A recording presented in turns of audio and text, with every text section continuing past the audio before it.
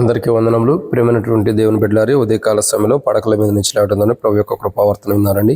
ఈరోజు సోమవారము 13వ తారీఖు ఏప్రిల్ నెల 2026వ సంవత్సరం. ఈ ఉదయకాల సమయంలో పడకల మీద నుంచి లేసినట్లయితే ప్రభు యొక్క కృపావర్తన విందాం. ఆదికాండము 28వ అధ్యాయం. ఆదికాండము 28వ అధ్యాయము. దేవుని వాక్యాన్ని మనం జాగ్రత్తగా చూసినట్లయితే ఇక్కడ కొన్ని విషయాలు రాయబడుతూ వచ్చాయి. ఆదికాండం 28వ అధ్యాయంలో మనం చూసినట్లయితే 15వ వచనం. ఆదికాండం 28వ అధ్యాయం 15వ వచనం. ఇదిగో నేను నీకు తోడేండి, నీ వెళ్ళు ప్రతి స్థలమందు నిన్ను కాపాడచ్చు, ఈ దేశమునకు నేను మరలా రప్పించదను, నేను నీతో చెప్పినది నెరవేర్చే వరకు నేను విడవనని చెప్పగా. కాబట్టి ఇక్కడ దేవుని వాక్యాన్ని చూసినట్లయితే యాకోబుతో దేవుడు మాట్లాడుతున్న మాట. మొట్టమొదటి కోణంలో దేవుడు యాకోబుతో మాట్లాడుతున్నాడు. నాకు తెలిసి యాకోబుతో మొదటిసారి దేవుడు మాట్లాడుతున్న సన్నివేశం. యాకోబు యొక్క జీవితంతో యాకోబుతో దేవుడు మాట్లాడుతున్నాడు. నేను నీతో చెప్పినది నెరవేర్చే వరకు నేను విడవను. ఈరోజు గమనించాల్సిన విషయం ఏంటంటే ప్రియులారా, చాలామంది సేవకు వస్తారు, కానీ కొన్ని పరిస్థితులు తట్టుకోలేక వెనక్కి వెళ్ళిపోయేవారు ఉంటారు. కొన్ని పరిస్థితులను బట్టి దూరం అయిపోయేవాడు ఉంటారు. అది సేవ కానీ, సువార్త కానీ, పరిచర్య కానీ, ఇంకా దేవుని కొరకు చేసే ఏ పని అయినా సరే, మన ద్వారా దేవుడు ఏదైనా పని చేయాలనుకుంటుంటే, మన ద్వారా దేవుడు ఏదైనా పని జరిగించాలనుకున్నప్పుడు అది నెరవేర్చే వరకు ఆయన విడవడు. ఇక్కడ మనం గమనించాల్సిన కోణం ఏంటంటే, నువ్వు వెళ్ళి ప్రతి స్థలమందు నేను కాపాడుతాను అంటున్నాడు. ఖచ్చితంగా ఆయన కాపాడుతాడు. ఎందుకు మనం వెళ్ళే ప్రతి స్థలంలో మనల్ని కాపాడుతానంటే, ఆయన మనతో చెప్పింది నెరవేర్చే వరకు మనల్ని విడవడు.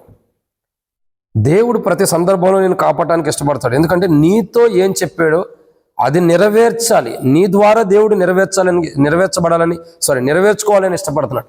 నీ ద్వారా దేవుడు ఒక కార్యాన్ని నెరవేర్చుకోవాలని ఇష్టపడుతున్నాడు. కాబట్టి నీతో చెప్పినది నెరవేర్చే వరకు ఆయన నిన్ను విడవడు. నువ్వు కాదన్నా, ఆయనకు వ్యతిరేకంగా ఉండా, ఆయన వద్దనుకుని దూరం వెళ్ళిపోతున్నా, ఆయనకి ఎడంగా ఉంటున్నా, ఇది నాది కాదులే నువ్వు దూరం వెళ్ళిపోయినా, దేవుడు నీతో చెప్పినది నెరవేర్చే వరకు నిన్ను విడవడు. అందుకంటాడు కదా, నువ్వు వెళ్ళి ప్రతి స్థలమందు నిన్ను కాపాడుతా. ఎందుకు కాపాడుతానంటే, నీతో చెప్పినది నేను నెరవేర్చుకునేంత వరకు కూడా నేను కాపాడుతానే ఉంటాను. ఇక్కడ అబ్రహాం కాదు, క్షమించండి, యాకోబు గురించి చూస్తున్నాం. ఆయన నిన్ను కాపాడడానికి కారణము నీతో చెప్పిన నెరవేర్చే వరకు ఆయన నిన్ను విడవట్లేదు. అందుకే నేను కాపాడుతున్నాను. నువ్వు వెళ్ళి ప్రతి స్థలం మంది నేను కాపాడుతాను అన్నాడు. ఎందుకు కాపాడుతానంటే, ఆయన ఆ యాకోబుతో ఏం చెప్పాడు అది నెరవేర్చడం కొరకే యాకోబుని కాపాడుతాను అన్నాడు. అందుకే పలు పర్యాయంలో పలు సందర్భాల్లో కూడా దేవుడు యాకోబుని కాపాడిన సన్నివేశాన్ని మనం చూస్తూ వస్తున్నాం. అసలు యాకోబుతో దేవుడు చెప్పినది ఏంటి? అది నెరవేర్చడం కొరకే దేవుడు కాపాడుతున్నాడు యాకోబుని.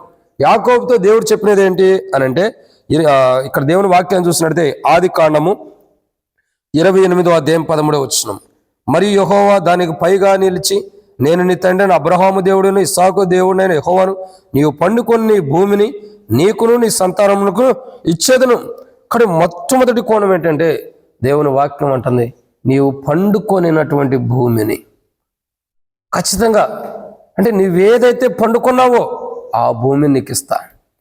నువ్వు పండుకున్న భూమిని, ఆ భూమి నువ్వు పొందుకునేంత వరకు కూడా, ఆ భూమిని నువ్వు కలిగి ఉండేంత వరకు కూడా, ఆ భూమిని నేను నీకు ఇచ్చేంత వరకు కూడా నిన్ను విడిచిపెట్టను.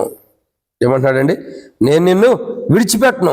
ఎందుకంటే నువ్వు ఎక్కడైతే ఇప్పుడు పడుకుని ఉండవో, ఎక్కడైతే ఒక రాత్రిని తలగడిగా చేసుకుని పడుకుని ఉండవో, ఆ స్థలం మందు అది నీకు ఇచ్చేంత వరకు కూడా నేను నిన్ను విడవనని చెప్పని దేవుడు మాట్లాడుతూ వస్తున్నాడు.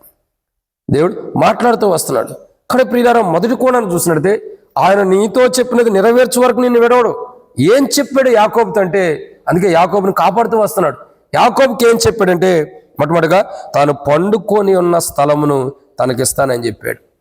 తాను ఏదైతే తలగడగా చేసుకుని, ఒక రాయిని తలగడగా చేసుకుని పండుకొని ఉన్నాడో, ఆ దర్శన వెలుగులో ఏ రాయితే తలగడగా చేసుకుని దర్శనాన్ని పొందుతూ వచ్చాడో, ఆ తలగడగా చేసుకున్న స్థలమును యాకోబుకి ఇప్పిస్తానంటున్నాడు దేవుడు. అది యాకోబుకి ఇప్పించేంత వరకు కూడా దేవుడు తన విడవడు.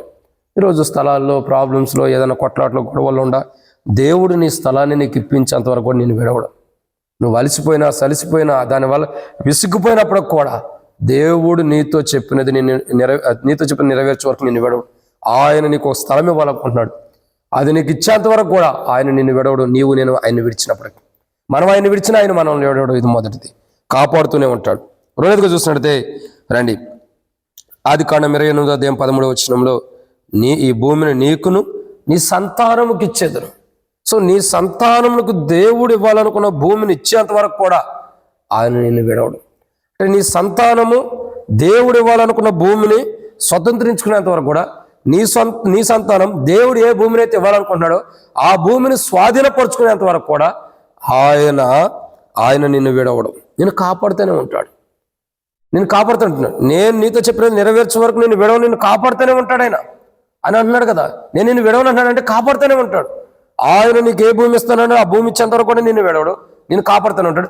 ఆయన నీ సంతానికి ఏ భూమిని అయితే ఇస్తానంటున్నాడు ఆ భూమిని ఇచ్చేంత వరకు కూడా ఆయన నిన్ను విడవడు, కాపాడుతూనే ఉంటాడు. మూడవదిగా చూసినట్టయితే ఆదికాండం 28:14 నీ సంతానం భూమి మీద లెక్కకు ఇసుకరేణువులేకును, నీవు పడమటి తట్టును తూర్పు తట్టును ఉత్తరపు తట్టును దక్షిణపు తట్టును వ్యాపించదు. భూమి యొక్క వంశం నీ మూలముగాను నీ సంతానం మూలముగాను ఆశీర్వాదించబడును. ఇక్కడ మూడో కోణం ఏంటంటే భూమి మీద ఇసుక రేణువులు అంతవరకు చేసేవారు. భూమి మీద అబ్రహాం ఇస్సాకు యాకోబుల యొక్క దేవుడు మరి అబ్రహాం ఇచ్చిన వాగ్దానం కానీ ఇస్సాకు ఇచ్చిన వాగ్దానాన్ని బట్టి కానీ యాకోబులో నెరవేరుస్తున్నాడు. ఇక్కడ గమనించాల్సిన కోణం ఏంటంటే భూమి మీద ఇసుక రేణువుల వల్ల తన సంతానాన్ని దేవుడు విస్తరింపజేసేంత వరకు కూడా యాకోబుని విడిచిపెట్టనంటున్నాడు.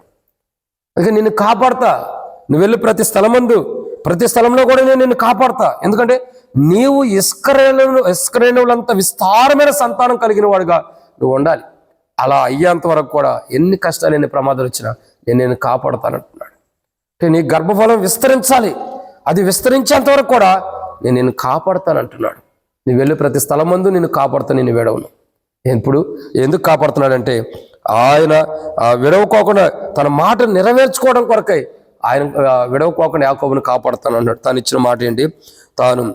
నువ్వు పండుకున్న స్థలానికి ఇస్తానన్నాడు, ఈ స్థలాన్ని సంతానానికి ఇస్తానన్నాడు. అది ఇచ్చేంత వరకు. తర్వాత భూమి మీద ఇసుకరేణులంత విస్తారమైన సంతానం నీ సంతానం చేసేంత వరకు కూడా నిన్ను కాపాడుతూనే ఉంటాను, నేను విడవను అంటున్నాడు. నాలుగోదిగా చూస్తున్నట్లయితే ఆదికాండం 28:14 ఒక మాట ఉంది. ఏమనండి? వ్యాపించదు. తూర్పు పడమర ఉత్తర దక్షిణం తట్టు వ్యాపించదు. దక్షిణం తట్టు వ్యాపించదు అంటే నువ్వు వ్యాపింప చేయబడాలి. అంటే దేవుని ద్వారా నువ్వు వ్యాపింప చేయబడేంత వరకు కూడా ఆయన నేను కాపాడుతూనే ఉంటాడు తప్పక నిన్ను విడవడం. నువ్వు వ్యాపించాలి అంటే మనం ఎట్లా వేసిన మొక్క అలా ఉంటాం కాదు, ఎలా ఉన్నవారు అలా ఉంటాం కాదు. మన పట్ల దేవుని ప్రణాళిక ఏంటంటే మనం వ్యాపింప చేయబడాలి. అంటే ఓ రకంగా చెప్పాలంటే మన జీవితాల్లో మనం విస్తరింప చేయబడాలి. అంటే మనం వ్యాపిస్తూ ఉండాలి. అంటే ఎక్కువగా విస్తరింపబడాలి. అంటే దేవుడు మనల్ని విస్తరింపజేసేంత వరకు, దేవుడు మనల్ని వ్యాపింపజేసేంత వరకు కూడా మనల్ని కాపాడుతూ ఉంటాడు, కానీ మనల్ని విడిచిపెట్టడు. ఇది 4. ఐదో విషయాన్ని చూసినట్టయితే ఆదికాండం 28:14 ప్రకారం చివరిలో రాయబడుతూ వచ్చింది, నీ మూలముగాను నీ సంతానం మూలముగాను ఆశీర్వదించేదను. ఏం ఆశీర్వదిస్తున్నాడంటే భూమి యొక్క వంశములన్నీ. అంటే దేవుడు భూమి యొక్క వంశములన్నీ నీ మూలంగా నీ సంతానం మూలంగా ఆశీర్వదించేంత వరకు కూడా నిన్ను విడవడు, నిన్ను కాపాడుతూనే ఉంటాడు. నీ ద్వారా భూమి యొక్క వంశములు ఆశీర్వదించాలని దేవుడు ఇష్టపడుతున్నాడు.